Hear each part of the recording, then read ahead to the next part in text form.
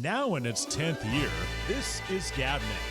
Talk like you've never heard it before.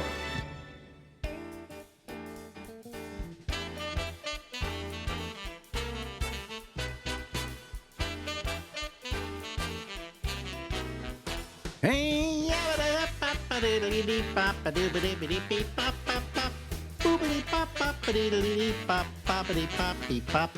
hey everybody, live from Harlem in New York City. It's me, I'm Alex, and this is the Ramble. Ladies and gentlemen, we're going out to the other coast of the United States because we're in New York, and we're joining Larry Bubbles Brown. Yes, Hello, Larry. Hello, Alex. I'm awaiting my pardon for anything I may have done. Yeah, well, isn't it sad in this day and age that we have to pardon people retroactively, Yeah. that they're in fear that they're going to be, what's the word I'm looking for? I don't know what the word is I'm looking for. I'm out of it. Good morning. How are you? Well, I think the first retroactive pardon may have been Nixon when Ford. Ford did it, yeah. And Ford did it for the welfare of the country. He felt the country should not have to go through a criminal trial for a ex-president of the United States. It's better to just let it go and get on with things. And I kind of he was right, yeah. Yeah, I agreed with that. I thought that was a good idea. But a lot of people were incensed because, we hated Nixon. I mean, I can't remember how much we hated Nixon. In fact, I was on his enemies list. Wow. Yeah, not the first one, the second one. I didn't make the first cut. Yeah. It's out to California we go. Doo-dah, doo-dah. And talk to our old friend, Larry Bubbles Brown. Hello, Larry. Hey, Alex. How's it going? It's going okay. It's going all right. Got your caffeine? I got my caffeine. Marjorie made my caffeine for me. You get it from coffee. I get it from Coke Zero. You get it from Coke Zero? I've stopped Coke Zero. I haven't used it in a long time. Pretty good. No, it's really good, but I just stopped using it for some reason. It wasn't a health reason. I mean, nobody was complaining about how bad it was or anything like that, for you. But I just assumed that maybe there's some reason why I shouldn't use it. And they came out, I use like this sparkling ice, which is just basically a water with fruit. I've had, those are good. Yeah, they're good. And I get a couple of cases of it from Costco, and it's good, Well, if you're like me, you'll go through those, and then one day you'll just say, I don't like them anymore. Well, I've been using these for a couple of years now. I have not gotten tired of them. Although every now and then I'll buy another brand to mix in, I don't think I have a single can of Coke Zero anymore in the house. Really? Yeah. Wow. Yeah, because I had a whole bunch of them and I never used them. And if you don't use them after about a year, they start collapsing and doing all kinds of weird things. Yeah. Yeah. So that's me. I'm trying to remember, what was the worst diet drink when they... Because I always had regular Coke, and I remember they had there was something before Diet Coke. There certainly was, and it was the worst. It was called Tab. Tab, that was it. Oh, my God, it tasted like just chemicals. Yeah, it tasted just like chemicals, and it was... Bob Goldthwait used to be a Tab addict. He slammed them on your show, yeah. He used to slam them down. He was like using them like crazy. And one day he said, well, I'm going to stop Tab. And he stopped Tab, and he said he had these raging headaches. So he went back to it and then kind of slowly weaned himself off of it. But if he went cold turkey on Tab, you actually got headaches. That's not a good sign. No, that's not a good sign.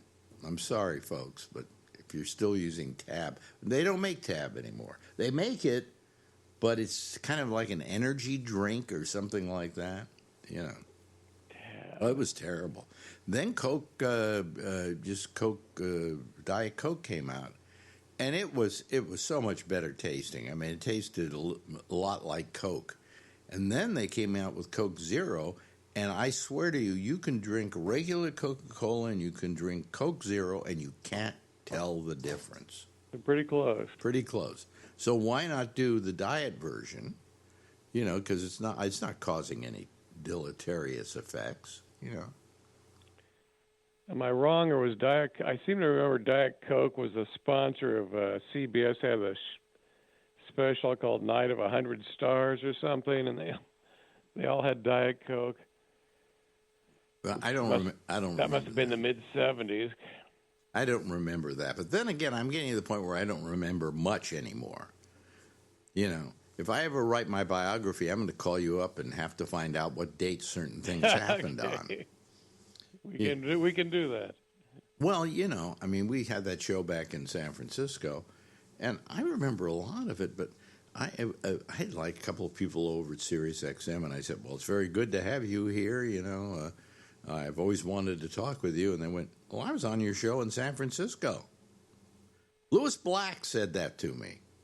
I said, gee, you're great, Louis. I love you. You're terrific. And he said, well, we've met before. And I said, where? He said, I did your program in San Francisco. But, and I didn't remember him, obviously. But he also had a different kind of act. He wasn't the yelling, screaming guy that he is now. He was like an older Goldthwait. He was an well, no, but he didn't do that screaming back then. So I didn't remember him particularly. He wasn't much to remember. Well, he didn't become big until he started screaming. Yeah. And that, you know, I've been told that by a lot of people. Maybe you can verify it for me as a comic. That a lot of people who scream in their act always become big headliners. And why? Because nobody wants to follow somebody who is screaming. Yeah, that's true. Does that make sense? Well, Goldthwait, Kinnison. Yeah. We can go on and on about Louis Black. What happens is you don't want to go on before or after somebody who'd been screaming in his act, do you? No. And why not? Because they've literally spoiled the room. And then you got to go on, and it's Bubs with his low-key comedy.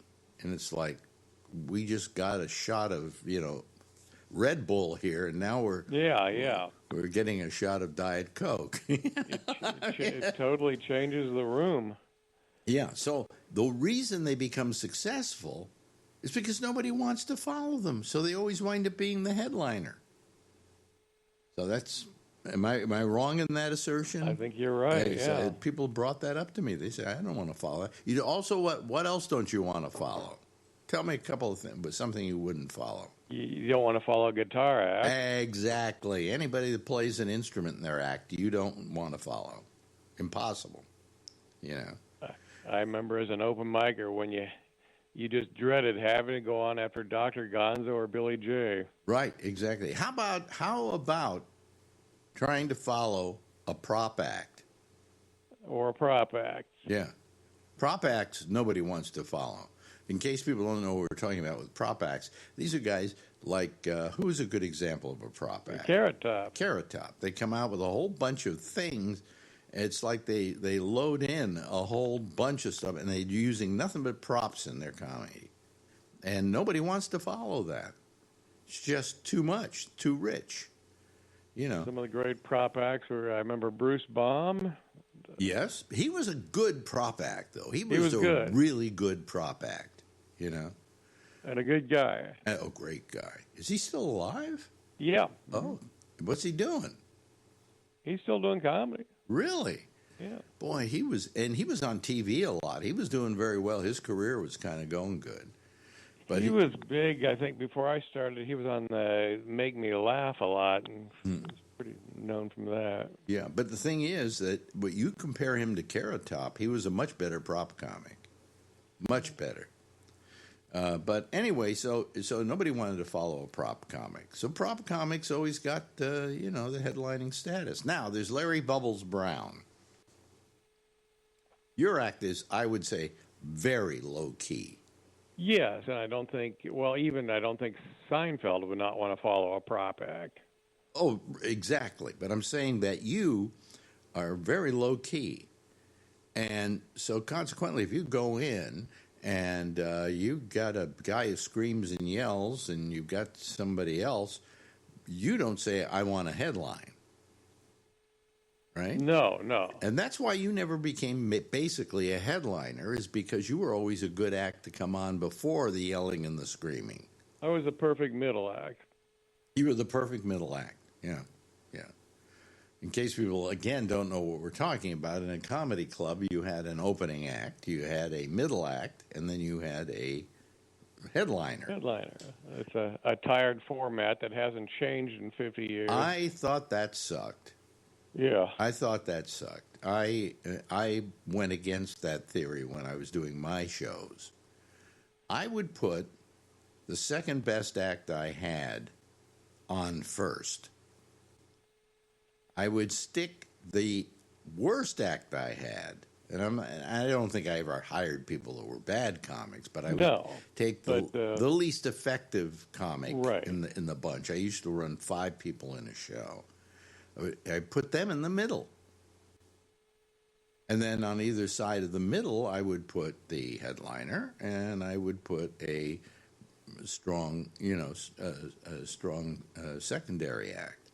Because you want the second best person in that group to open, because they set the tone for the show. If the first act people see sucks, they think, "Wow, we made a mistake." But that's the way it all happens in every comedy club in America. It's terrible. Yeah, the worst act that you've got goes on first, which is the hardest job, and it's also so you give the least experienced person that's his first job. But if you put the second best person you have on, it really starts the show on a high note. Yeah, well, you did it right, and I think that's how Boston used to run their shows, which was that's the way to do it. Yeah, and I think we had very successful shows for that reason. Yeah. I didn't want anybody to feel that I put them in the middle because I thought they were terrible, but compared to all the other people there, they were the least accomplished. Okay. I remember Steve Kravitz moaning to you at a show we did in Concord one night that he was, "Oh, you're putting me on first." And he thought it was an insult. And he goes, no, we're putting you on first because you're good. Same thing with Warren Thomas came to me. Said, "Why are you putting me on first?" And I went, "Because you're the second best comic here." This was, I think, a thing we did down at the Circle Star Theater. And we had him, and we had Dana Carvey, and we had Goldthwait. Bob Goldthwait. It was called and Rubin. Bobcat Goes Hollywood, Rubin, whatever. And he said to me, "Why are you putting me on first?" And I said, "Because you're the second best comic I've got here." I think probably I put where did I put Carvey on that show? He headlined. Carvey didn't headline. No. Goldthwait did. Goldthwait did, and Carvey, I think. I bet you had an I wasn't there, but I think he closed out the first half, maybe. Yeah, something like that. Yeah. But people that were there told me that was the greatest comedy show they ever saw. Really? Yeah, it's got a legendary rating to it from people that went there. Why do they say that? It was the absolute peak of Goldthwait, and Carvey was just such a beast as a performer. Well, Carvey was really he would come out on stage. People don't realize this because they remember him from Saturday Night Live. But back in those days, he would come on the stage, and he was a good-looking kid. He had all the things going for him that don't make for comedy. He had long blonde. He should have been a rock star. Right. He was a good-looking guy, and he came out on stage, and he used that as his main joke. Oh, they model mannequins, and And he had impressions in the guitar. Yeah, he had impressions in the guitar, and he killed. He was a brutal stand-up. Oh yeah. funny thing was when he was he grew up in that San Carlos near that theater, and he worked as a busboy for the theater, and he once actually took he took food over to Michael Jackson's room. Oh, really? Yeah, he's so glad you got out of there alive. Wow. Wow. And Carvey was a great stand-up. I imagine he still is. You opened for him, right? Yeah, he still kills harder than anyone I've ever seen. Really? Yeah. Still got it. Because as comics get older, they start losing it. They start just doing the old material a lot. If he's still killing it, good for him. He's still got the high energy, and he's got people love impressions. They do. I've never been a big fan of impressions, But if you do an impression and there's some solid comedy behind the impression, I don't mind it. It's when you come out like Richard Little and you just do an impression, everybody applauds. Yeah. That I don't like. That's why I don't like Richard Little. But people like Carvey will do an impression, but there's some comedy, strong comedy going on in it, and that's I think important. The kid, great impression, I thought, and he had funny material. Was David Fry, who did the but greatest. he was he was some impressionists are the weirdest people in the world, and Fry was one of them. Oh, really? Yeah, because they have no personality of their own, and they live through their impressions. The difference between them and a Dana Carvey is Dana Carvey does impressions, but at the core, he's Dana Carvey. Yeah. And there is a Dana Carvey there. But Fry would get off stage, and he didn't know who he was. He had no personality, couldn't mingle with people, I hear. It was terrible. David Fry, again, for those people who are listening to us who are not our age and not old farts like Bubs and I, was an impressionist who became very popular for a while because he did who do you, Nixon? Nixon was a big impression. Yeah. Nixon was his big impression, yeah. And he made a whole career out of that as long as Nixon was in office, and when he wasn't in office anymore. Yeah, I guess Watergate killed that career. Yeah. There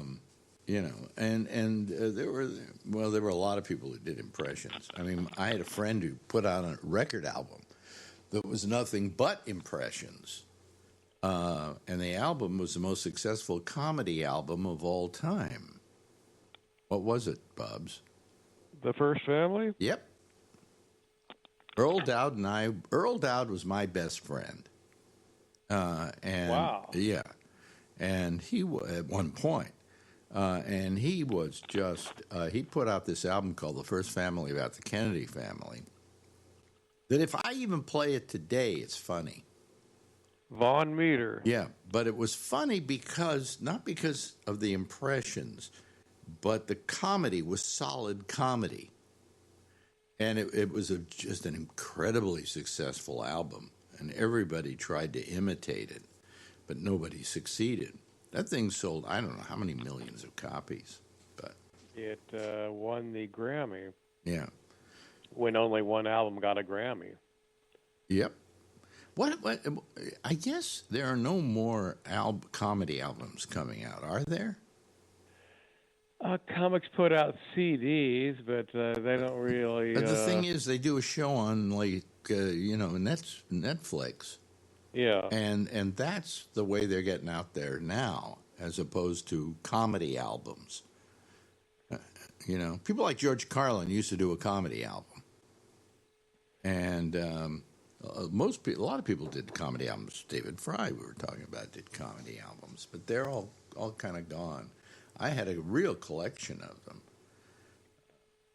Yeah, I had it when I was a kid. I had a bunch: Jonathan Winters, Shelley Berman. Yep. Bob Newhart. Oh, Bob Newhart made his career off a comedy album. Yeah. Button Down Mind of Bob Newhart.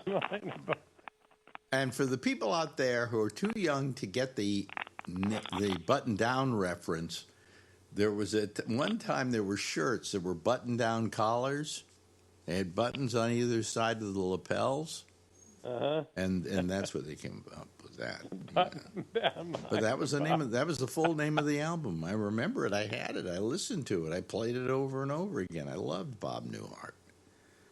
You know, these are guys. You know what happens? There are certain comedians that are really good comics. You know, and then one day they make a movie and they're a big success, and they never go back to comedy again.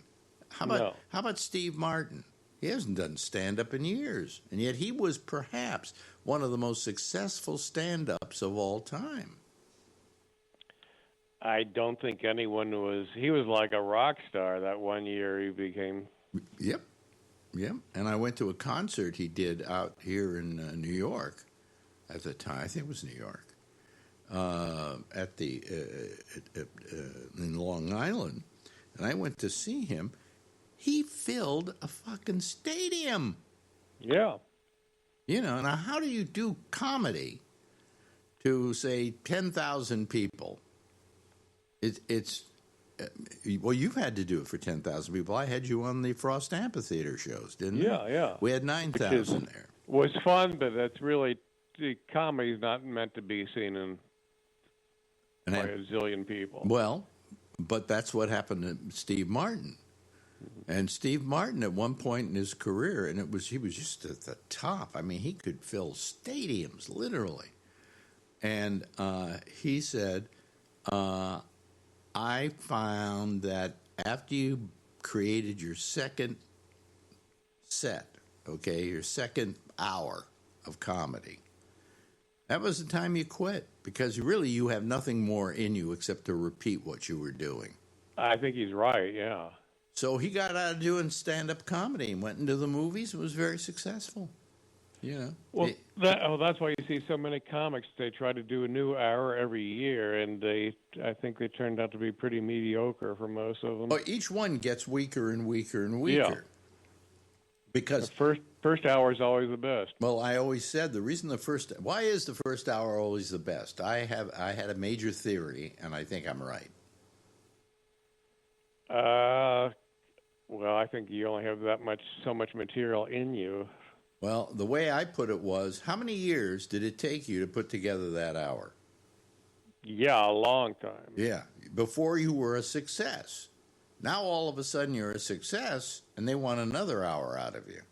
How much time do you have to get that together? Less than a year. Yeah, so you can hone the first one for years and years. I mean, I'm sure right now you're the best you've ever been, because you have taken material and used it, and you've eliminated other material, and now you've got it down to an act works every time you get on stage, right? Pretty much. Now, if I asked you to come up with another hour, could you do it?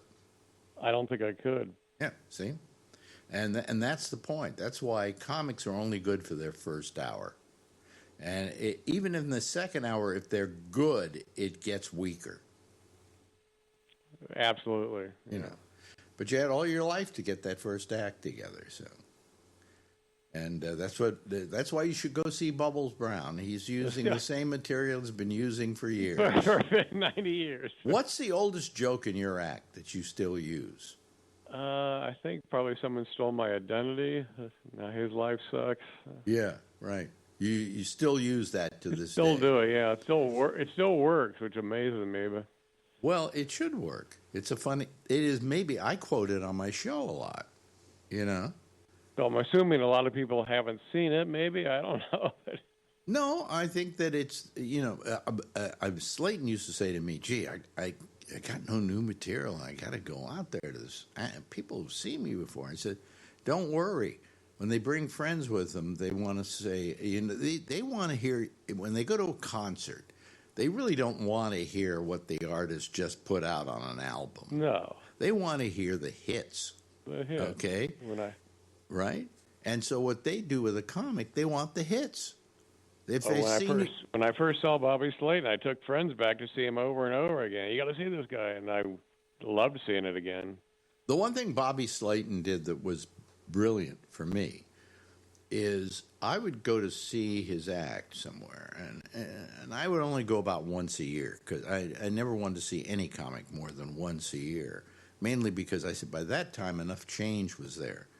So I would go to see Bobby Slayton. He would open up every time with something. And I said, wow, that's brand new.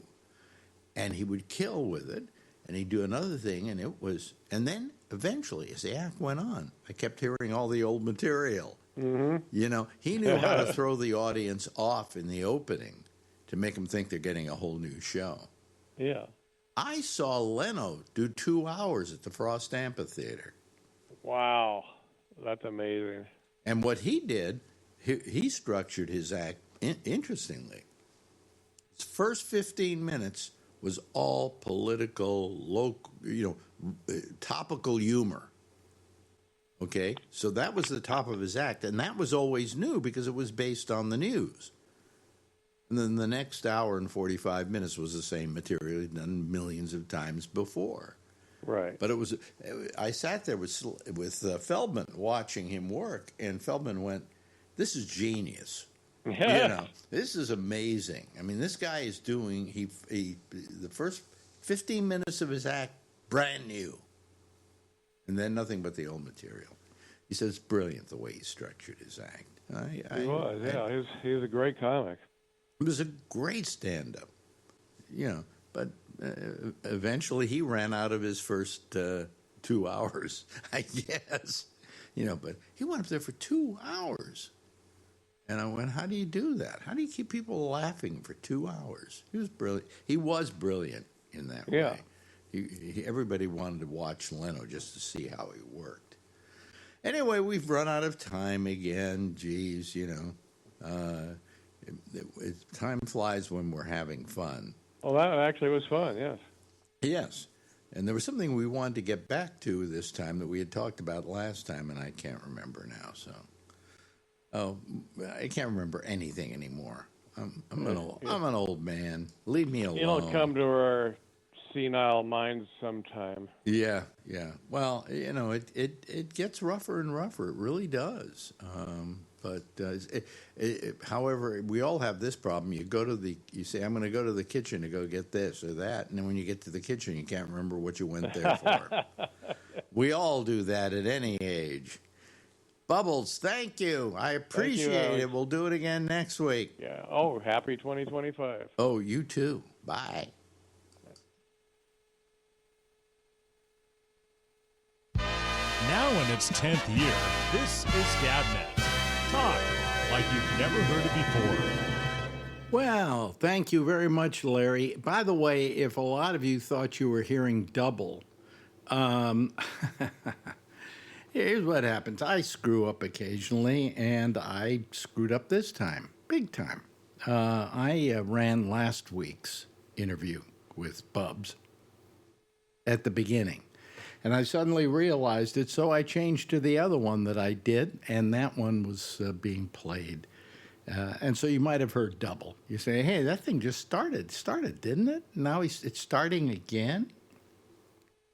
That's only because Pops can't do things right anymore.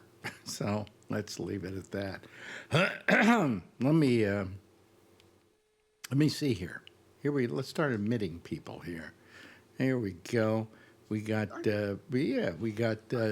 Kevin, and we got Charlie Wallace, and we've got Josh Wheeler. Hello, Josh. Hello.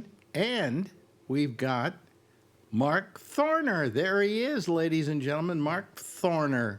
And let me just get Alan in here because Alan's trying to join us as well. Hello, Mark. How have you been?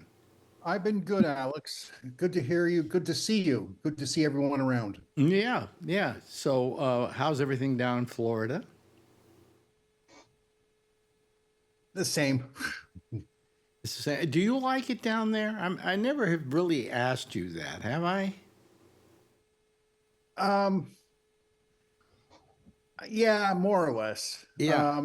I found what to like down here, and it is what it is. Yeah. Yeah. I mean, what would recommend it?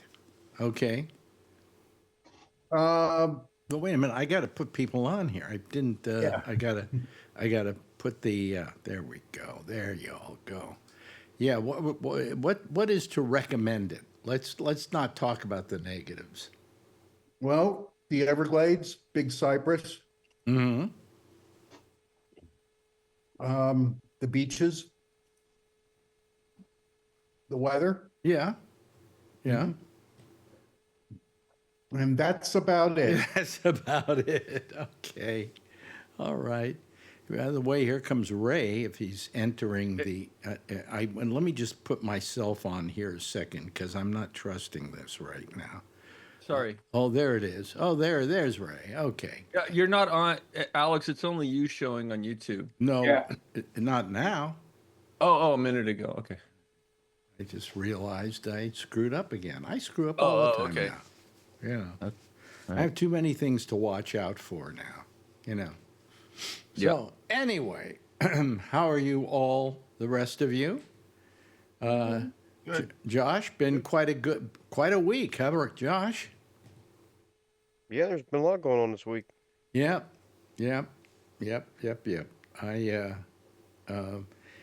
Today, just alone, there was so much going on that I went, oh, God, will it never end? You know, can we ever stop? Can it ever? Can Trump not be the subject of discussion every single day of every single minute? I mean, thank God planes crash into each other. Otherwise, we'd be talking about Trump all the time. And Trump didn't like that. He had to insert himself into that story by making a stupid remark yesterday that, oh, DEI caused it. No, it turns out it was really a helicopter that was flying too high. They're supposed to go about 200 feet up, I believe, and in this case they went 400, and that's where flights coming in go, okay? So that's what happened. It wasn't DEI, okay? So since that didn't land very well yesterday, today they had to go a step further, and it's the Defense Department, I think, that has said that they're not going to be celebrating Martin Luther King's birthday or Gay Pride Month or Black History Month. They're not going to do any of those things. Okay? No Juneteenth. Huh? No Juneteenth. No Juneteenth, you know. They're not going to give people off for Juneteenth. And Martin Luther King's birthday, you know. Wow. That's incredible. Isn't that incredible? Slowly inserting himself along with his people, and 8 months later, we're all going to look and go, Sieg Heil. Yeah, well, I'll tell you what's happening. What happened later on today was, now where was I? I forgot now what I was going to say. Something else happened today. Second plane crash today.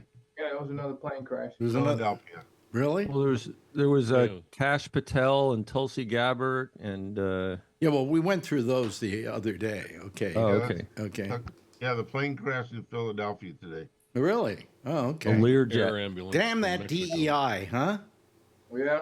Happened again. Yeah. Now, you know, doesn't matter that we don't have enough air traffic controllers. Oh, I know what the other thing was.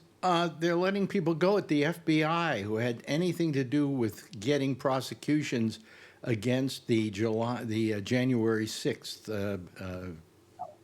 people. Right. Not just the even- prosecutors, but the FBI even- as well. Oh, the Yeah. FBI. Don't Yeah. even Oh, don't my. even have a director in there yet, and he's already using it as political.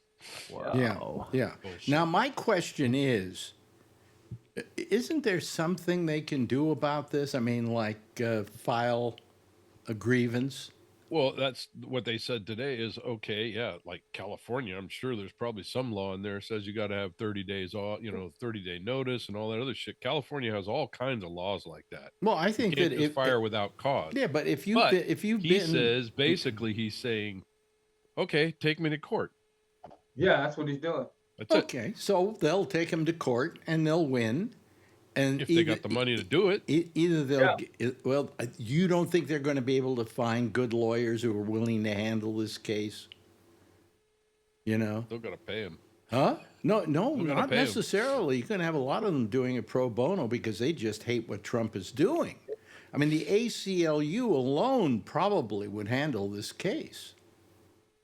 So It's just it's exactly what he said he was going to do. He's going to get all his people in there, and everybody will be sucking his balls, and everybody will do whatever he wants and run this fucking country just the but way he how wants. can you fire somebody in the service of in civil service who is doing their job? Some of them are paper pushers, and they're getting pushed out. Yeah. If you wrote a piece of paper that had something to do with J6, you're out. Yep, yep, yep. So I'm glad I'm not employed anymore. well, you wouldn't be if you were, you know. It's just it's pathetic, is what it is, you know. And Fascism in progress.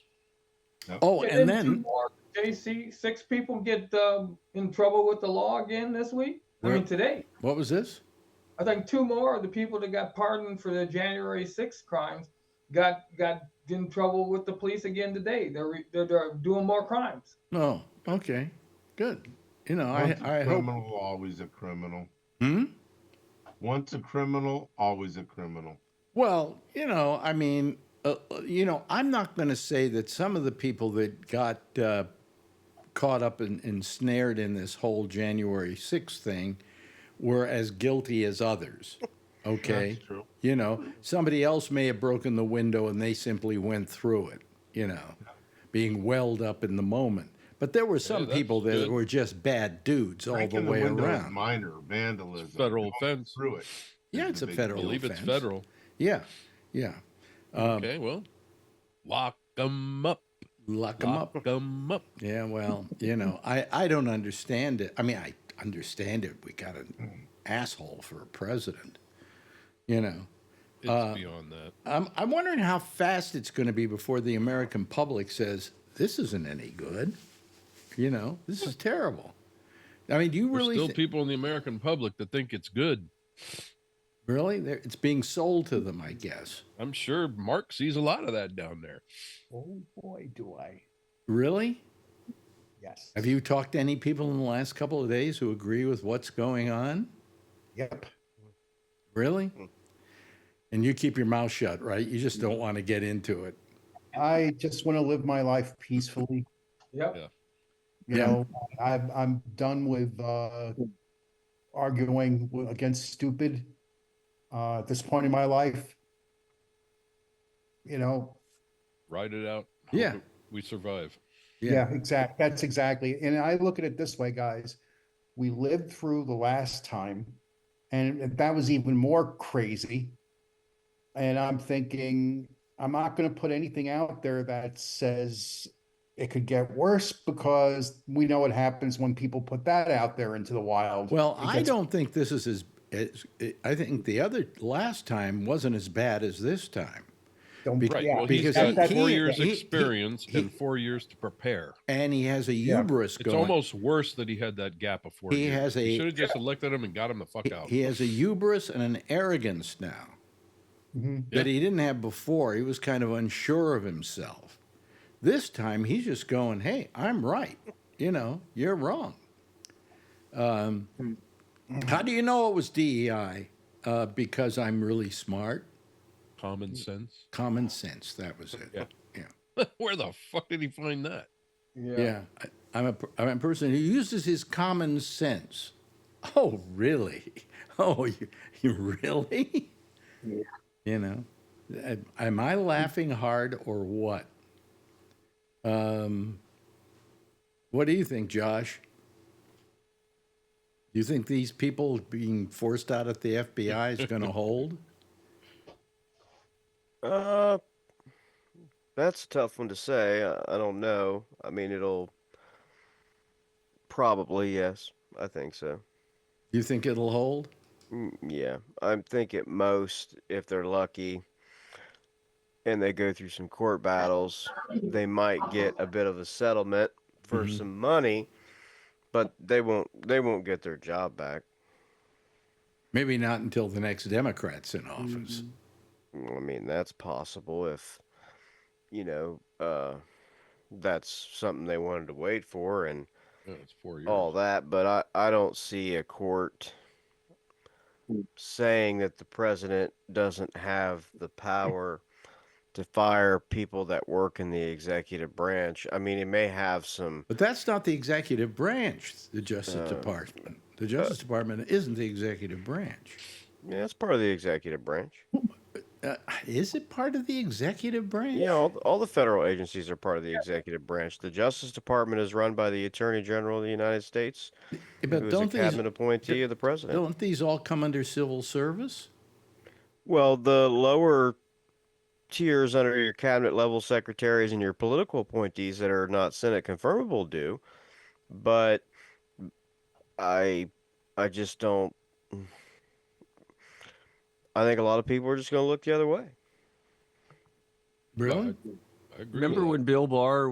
Remember when Trump was threatening to fire Bill Barr and all because he wasn't saying what he wanted? Yeah. Because Bill Barr worked for Trump, essentially. And he was the Attorney General. Yeah. You know, the political appointees are clearly, they're fireable, really at any time. I mean, the president can fire a cabinet official, just because he woke up in the middle of the night to go to the bathroom and decided to do it. He doesn't have to give any reason whatsoever. I mean, here we're talking with people though that worked for the FBI.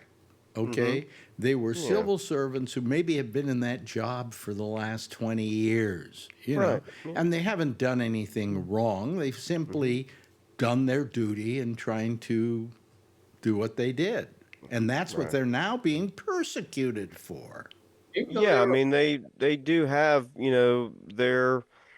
some protections under federal law that I really would feel pretty strongly that he violated. But I don't think anyone's going to do anything about it because the people that are set up to do things about it are abdicating those responsibilities and have been for quite some time in large part, and it's very exaggerated right now with the current setup. None of those people are going to want to do it. I mean, those protections are there, for example, so that the president of the United States cannot call up a desk clerk at the IRS who does audits and say, audit Alex Bennett. And the desk clerk says, I don't have any reason to audit Alex Bennett. And the president says, if you don't audit Alex Bennett, you're fired. That's why those protections are there. See, and another thing that has been allowed to be perverted is the president says, audit Alex Bennett, desk clerk. I can't do that. I have no legal basis to do it. If I do it, it'll be illegal. It's okay. I'll pardon you. Audit Alex Bennett. I mean, they're the abdication of the power of Congress and the reliance of Congress and the people in large part on the courts has created this problem in the presidency. I mean, Arthur Schlesinger warned about it in the Kennedy administration and wrote his book called The Imperial Presidency, and it's arrived in full force. It's been arriving for a long time, but it's in full force now, I mean, it's there, and no one is doing anything about it. Yeah. Carter was in Carroll. Charlie, Trump was in Imperial. Yeah, Charlie, you had something you wanted to say? No. Oh, I thought you started to talk, and then okay. Yes, Bree. There's a term, and I wish I could remember it. It was like dutiful acquiescence. Well, it's something like that. It's a new term that's being used, and it basically says we are accepting the president's word over the Constitution. They've now legalized it. It's a term, and if it comes to me, I'll remember it. It's being used in documents now whenever Trump's decree goes against any law or constitution. It's dutiful acquiescence. There's something, I'll find it. It's a legal term, and it's being used. So you're seeing, again, the flaws in the system. He's exposing all of them. And we ran for many years on sort of a civil ethic reality. That's now gone. He's initiated that. Yeah. You know about this? He's the master of delays too. So if anybody sues him, he'll delay it for 4 years. Right. Yeah. Well, I feel sorry for all those people in the FBI who for the last 4 years have felt they were only doing their duty to their country and to their oath of office, basically.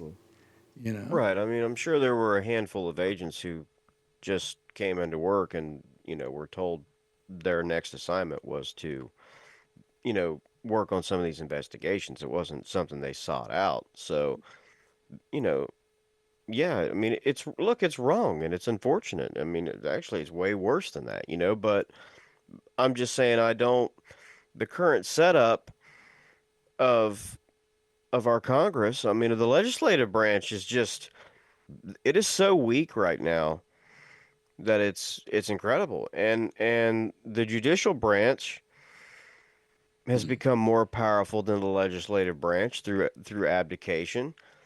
And it's unfortunate there because it's not meant to be. And those people or the people are just, I mean, they're just letting it happen. I mean, what I don't understand, and look, this is the way to talk about this current administration, is these kinds of conversations. We do not have to have a conversation about that person and their name all night long. It is better to have it in these sort of abstract ways so that people can understand what's going on in their government without talking about that person nonstop. So, but the point is that, I mean, you have you have an order that says, I don't agree that the 14th Amendment says this. I think it's been perverted. I write an executive order and it's now going to say this, blah, blah, blah, blah, and it's done. I mean, I don't understand what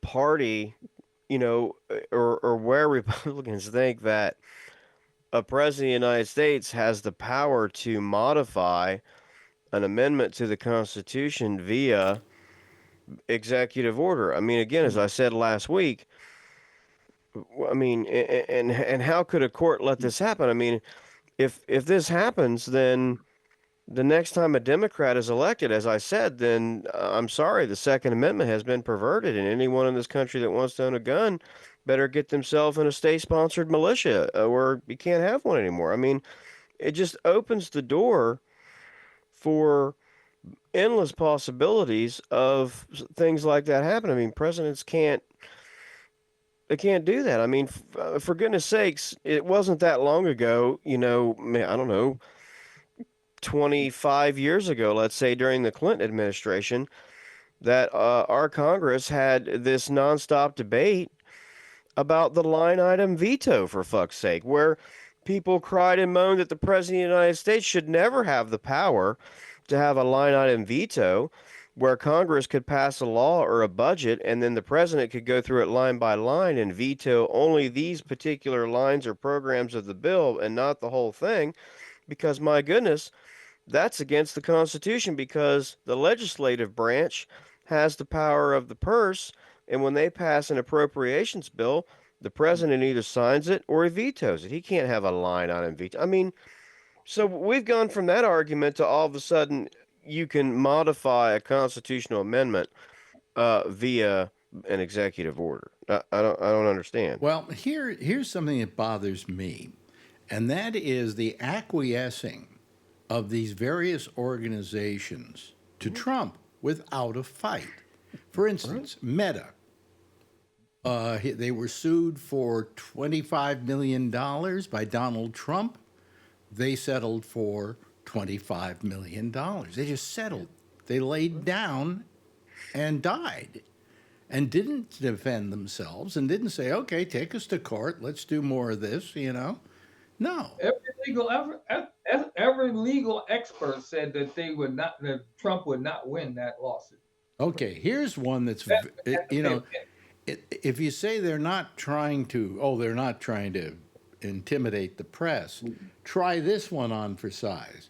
Continuing the Trump administration's attacks on press independence, the Federal Communications has asked CBS News to hand over the full, unedited transcript and camera feeds of an October 7th interview with former Vice President Kamala Harris on 60 Minutes. Now, is CBS going to turn around and lie down and hand them over? They probably will, yes. If I ran CBS, I wouldn't do it. I'd refuse to do it. And if they want to sue me and they want to take me to court, fine. Because in the end, I think that a news operation has a right to keep to themselves materials that were never used on the air. Sure. Okay? I agree. But a lot of times what happens is you'll have a CEO that might say something like that, and they go in, and then the board insists, and then they give in. Yeah, but I mean, just to roll over on this guy and allow him to do this and allow the FCC to do it, is wrong. Right. You stand up for what you believe. Yes. So Alan? you would refuse a sitting president or an administration this. So all the way Trump's going right now, ABC will no longer be on the air. The FCC has jerked their licenses. What Trump will do. What do you mean? They haven't jerked ABC's licenses. No, just given your scenario where they asked for this interview and you said you wouldn't. If you jerk those licenses, you better have a damn good reason, because if they turn around and sue you and win, which they would, okay, of course they would. Then the government is going to owe ABC a shitload of money. Trump doesn't care. I mean, That's his money. He's going to tell the FCC or whoever regulates them to jerk their license. They won't give this, jerk their license. Who cares? Jerk what license? ABC's license to broadcast. Wait a minute. Hold on a second. Yeah.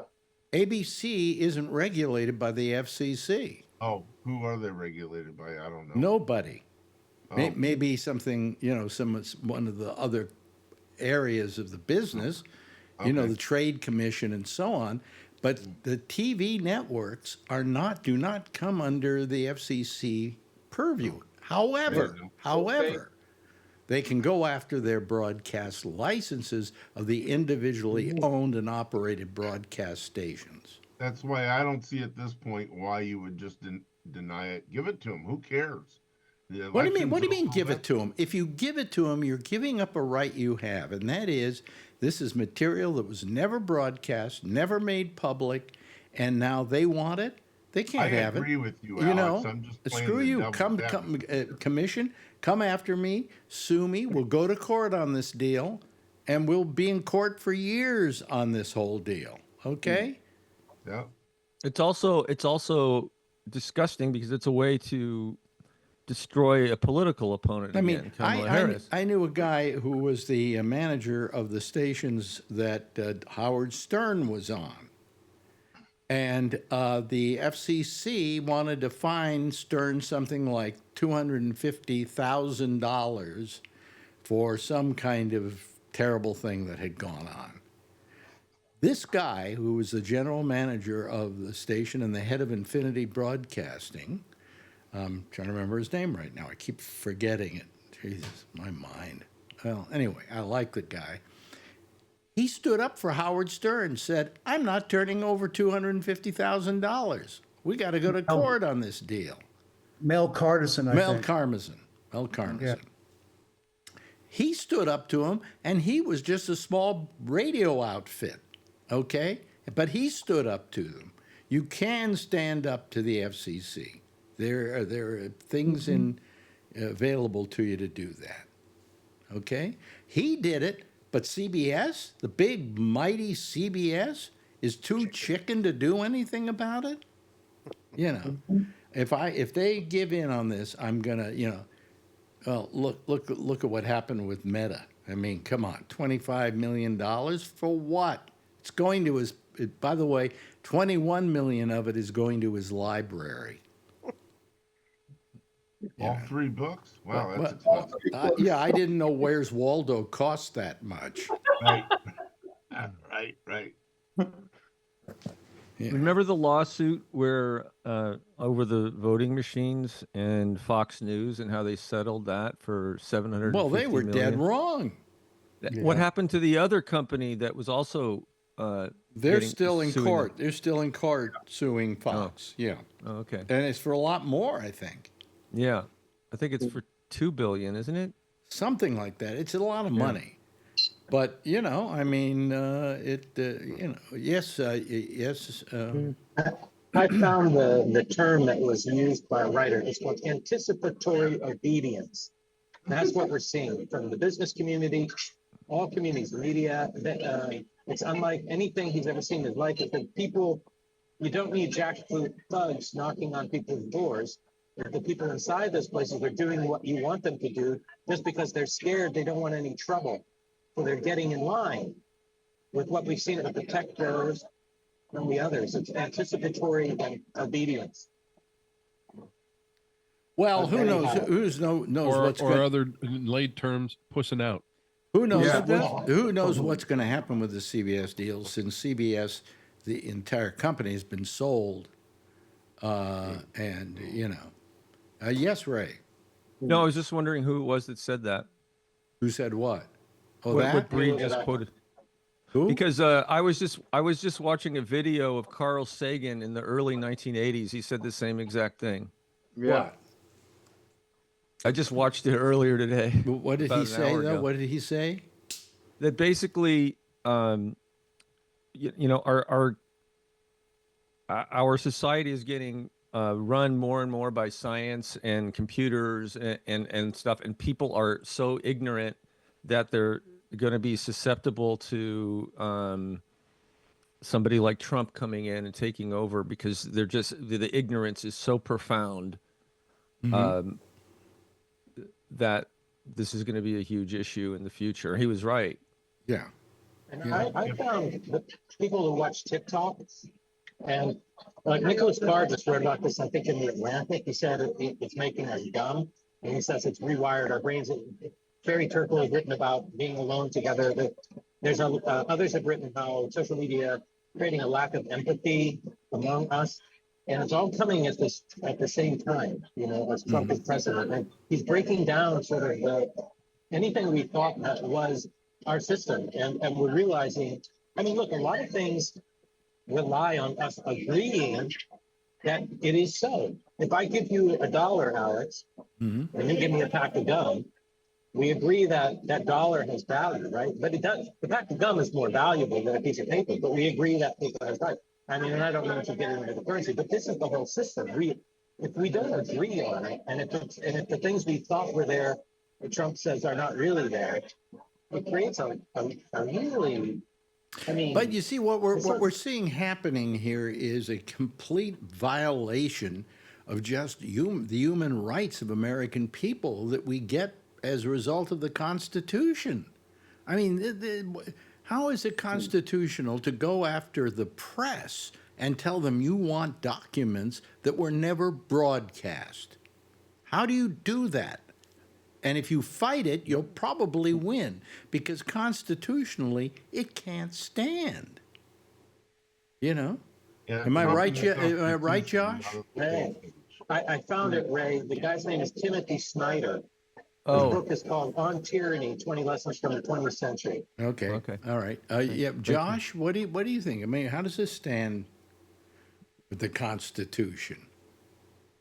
Well, I mean, it's not. It's what they're asking for is wrong. I mean, I probably counted half a dozen unconstitutional acts just this week. I mean, I'm not being off color or joking there. I mean, they've probably done, this administration has probably committed half a dozen unconstitutional acts this week alone. And, if no one does anything about it, it's going to be trouble. I mean, we'll see what develops in court. I mean, what we have to ultimately hope is that we can get one or two, sensible people on the high court, like Amy Coney Barrett and Justice Roberts, to not give in to fear or worry and stop these things. And even though it may take a year for it all to happen, to stop them, and then this stuff can be put to bed, once and for all, but we have to wait and hope on that. And I don't really like that, particular philosophy or taking that chance. I mean, the people are the ones that need to do something. I mean, the hope that we need to have is that the press would begin to cover this administration differently and stop playing over and over and over again the stupid things that get said and done, because those things are said and done knowing that that is what will happen, so that you and I and others will not care so much about these things that are being done that are not right. I mean, the press needs to stop doing that, right? When things are said that are stupid like that, and they need to stop having a panel come on and talk about how stupid it is and all that. I mean, they need to press on the effect to people of these policies and these actions and things like that, such as, I'm glad that, you're firing so and so or whatever. Do you think this action will cause gas to be cheaper next week, sir? And they need to just keep asking those questions over and over and over. Yeah, but who's going to answer them? I mean, everybody's gotten so cowardly. They're not. That's my point. Really become a country full of cowards where this is concerned. Yes, Ray. The only place you could find that kind of thing is on YouTube with these independent news. Some of these independent news, they do that all the time. But if you watch any of the network news or cable news, they never do. Those are the same people that are the reason why Trump is now president of the United States, too. Right? Yeah, on the right. Yeah, the ones on the right. Yeah, but I mean, I was talking about the ones on the left who do that all the time. By the way, I will stand up for their right to say anything they want to. They can be wrong, and they can be vicious, but I will stand up for their right to say it, because I want the right of CBS to put on an interview on 60 Minutes and not be held to account for it, especially because, if you remember, Donald Trump was offered the same ability to go on 60 Minutes, actually on that same episode, and do an interview, and he turned it down. So screw you, Donald. They did everything they could to make sure your side of the story was being told. Yeah. I mean, people don't, care as much about that. So that's what I'm saying. The media has to adjust their focus, and honestly, so do Democrats. Democrats need to approach it differently. Instead of this stuff over the 14th Amendment, instead of, and again, you have to understand what I'm saying here. I'm operating it from the way it needs to be done politically, not necessarily how I personally feel all the time. But instead of talking about the 14th Amendment, it's just, you can't do this. It's just so racist and racism and blah, blah, blah. Listen, there are a lot of people, the people overall are unhappy with these immigration things. Stop whining about it being racist and instead just turn around and say, you know what? This is particularly dangerous because I'm telling you, future presidents can come for other rights that might be important to you, okay? Yeah. You let a president modify a constitutional amendment by executive order. The Second Amendment is next, okay? Maybe the Fifth Amendment is next. Yeah. Maybe we get a real tough on crime president up in here that says, these searches and seizures that we're all the time throwing evidence out on criminals and all this, or, your right to a lawyer, and I don't really like that. I'm going to sign an executive order. They need to understand the consequences of actions and the real effect it would have on their life. But instead, you'll just get Democrats whining about how it's just racist and all that. And then I'm telling you, people are, they just make it easy for the Republicans to paint them as, do you know Mexican lovers. Do you know of any president in recent time who has used as many executive orders to get what he wants? No, I mean, this is a new thing that's developed here in the last couple administrations, and now it's going to get blown out of proportion. I mean, prior to that, when presidents tried to do these things, Republicans again would say they were operating outside the Constitution. They were trying to be a dictator. That's what Democrats need to do. Stop talking about it in ways that are just going to make people who really think that there's a problem out there, okay? People think there's an immigration problem. People think there's a problem with Latin Americans overrunning in our country. So he's trying to do something about it. And when they talk about it in the way that they're talking about it, people are just going to see them as weak. They have to talk about it differently. And then they also have to have a way to fix the problem. I mean, I think what we should have learned by now is that if Democrats wanted to be in power today, whether we wanted to swallow these pills or not, what they should have done, okay, was in the last administration, they should have been incredibly tough on immigration. They should have, pardoned President Trump in the first couple weeks of the Biden administration, right? There's 2 or 3 things that they could have done to defeat and deflate all these arguments that they've made over the last couple of years. But, the Democrats weren't going to. Yeah, They but weren't let gonna do me it. They weren't ask gonna you. Let wake me up ask you. and Let me ask do you. it. Let me ask you this: if Biden had, let's say, given Trump immunity, okay, given him dispensation, okay, whatever, do you think the Democrats would have been happy with that? They probably wouldn't have been. Yeah. No. And it would have been a good So idea because now, are they happy now? Pretty I mean, if they had done that, they would have taken the wind out of Trump's sails. right. You're right. Yeah. You're absolutely right. Yeah, he wouldn't All have had this he wouldn't be- weaponization of government and all. I mean, Yeah. Biden should have just went on television and said, "No, there's no weaponization of government. There isn't going to be. I'm putting a stop to all of it right now." Any of this you agree or disagree with, Mark? Well, thank you, Josh, because the Constitution is pretty much set. And once again,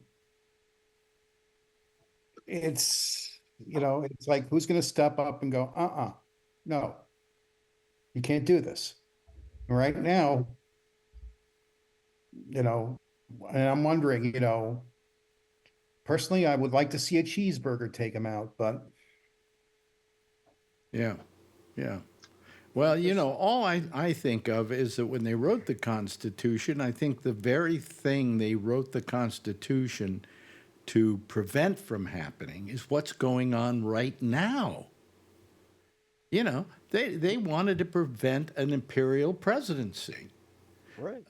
In spite of the fact that they wanted George Washington to be king, but that's Well, what they wanted was a strong and active national government. But that doesn't mean president. That meant national government, 3 branches working together as a whole, not 2 of the branches saying, fuck it. I mean, that's not what they had in mind. I mean, did they need what they called an energetic executive? Sure. But they didn't mean at the expense of the other 2 branches. And that's what we have now. We have the other 2 branches, specifically the legislative branch. They know better. They know they are giving, I mean, some of these things with the funding and all that, I mean, they've appropriated that money. I mean, it's done. That's their job. They give that power up. That's the way Democrats need to be selling it. They give that power up. How are we going to get it back? From here on out, you the people can vote us in, and we can appropriate things to do what you need. And a president can just be like, "Nah, you know what? I don't really think we need to build that bridge in that city over there. I'm going to sign an executive order that says the transportation department shouldn't disperse that money." Oh, by the way, let me mention that CBS, Donald Trump is suing CBS for $10 billion, accusing the network of partisan and unlawful acts of election and voter interference. Now, what they're referring to is the 60 Minutes interview. He's never going to get $10 billion. He's never going to win that suit. But he became president. But let's see if CBS rolls over and decides to give him $25 million. Yes, Probably Mark. Mike Wallace, Don Hewitt, and Paley are probably spinning in their graves right now. Yeah. Well, I mean, the fact that he will sue you for $10 billion, he sues people all the time for ridiculous amounts. But he didn't lose anything by it. He can't prove damages. Right. You know, he won the election. So how was he hurt by it? Now, maybe if he lost the election, then he could file the $10 billion suit, you know. But, I mean, and all they're putting up there as being their problem is the fact that they want CBS to lose its broadcast license. Well, CBS doesn't have a broadcast license.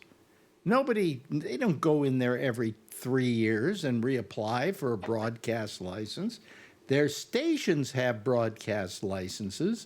And in the case of CBS and ABC, they'd be just as happy to lose those local stations, to be honest with you, because they don't make them money anymore. Yes. They could be following a playbook from the Philippines. I don't know the exact details, but the government shut down a major network there. And I forget the details, but the government was successful. Okay, but that's the Philippines. That's not the United States. Well, they're taking the playbook. A lot of the things you see around the world are happening in our banana republic in the U.S. right now. Do you disagree with that? Well, I don't know. Your audio's kind of garbled. It always is. Anytime you're in that restaurant, it's garbled. I don't know why. Probably the Malaysian government censoring you. Yes, Ray.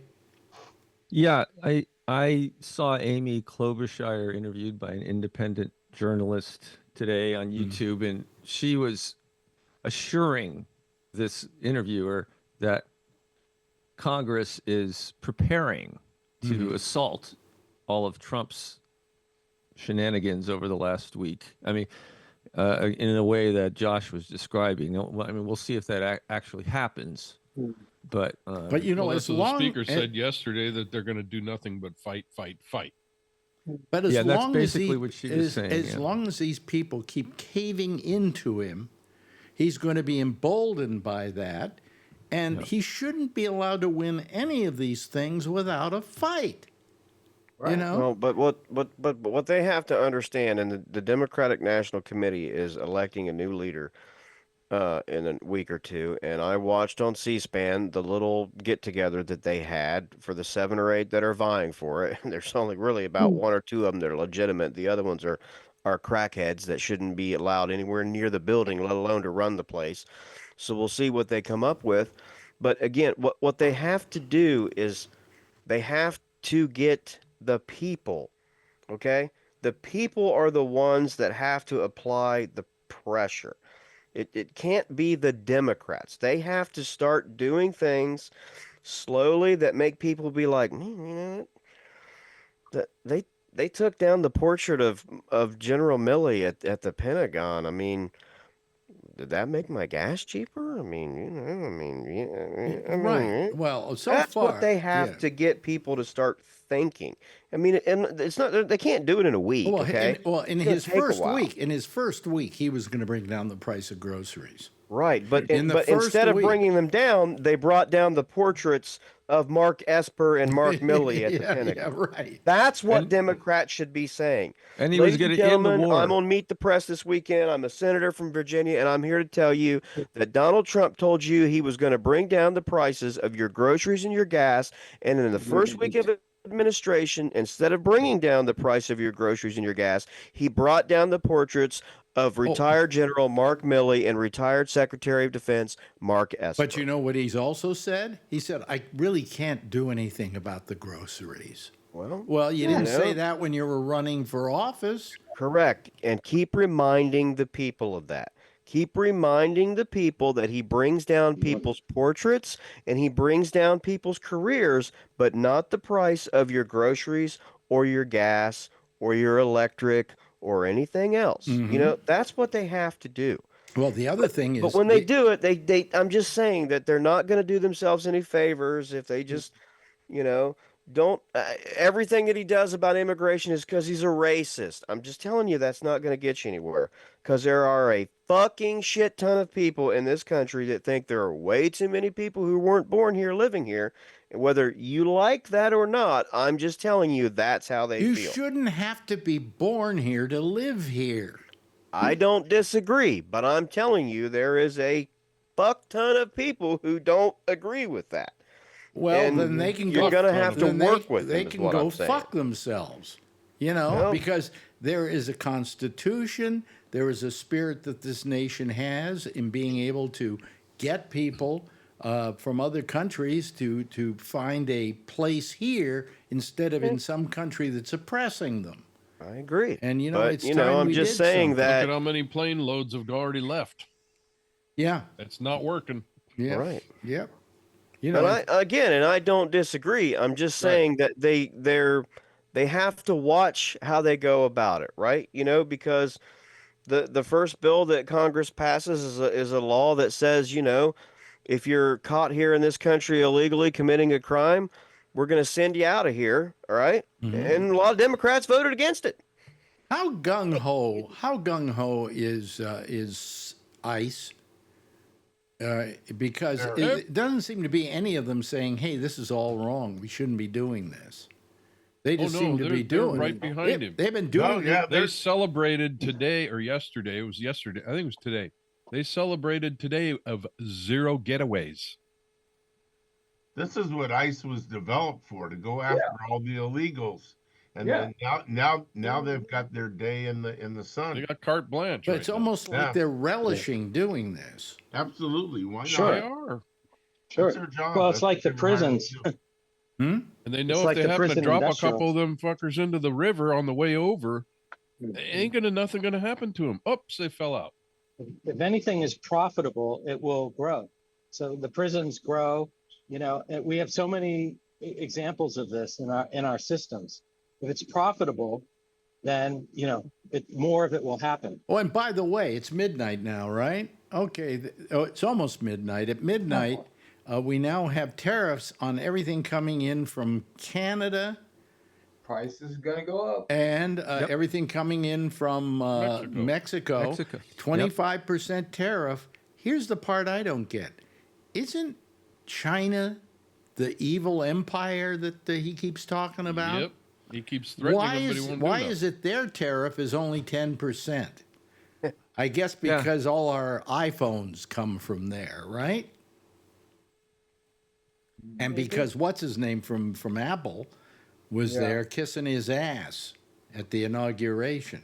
Then it probably worked, because that's probably exactly what he was doing. Yeah, 10% on China. I would think China would be 35%, considering how much he said that they've been, undermining us. So Well, maybe Well, he realizes that we would end up really pissed off because we'd be paying so much more for all this stuff that we get from China. yeah. But what groceries going down? I went on to Costco today, So and I went to expensive. look up eggs. Do you know how much they cost? $6. You won't find a price. There aren't any eggs at Costco. We had to go. We had to go when they opened the other morning to get the eggs at 8:30 or whatever it was. Yeah, well, there were no eggs at about noon today.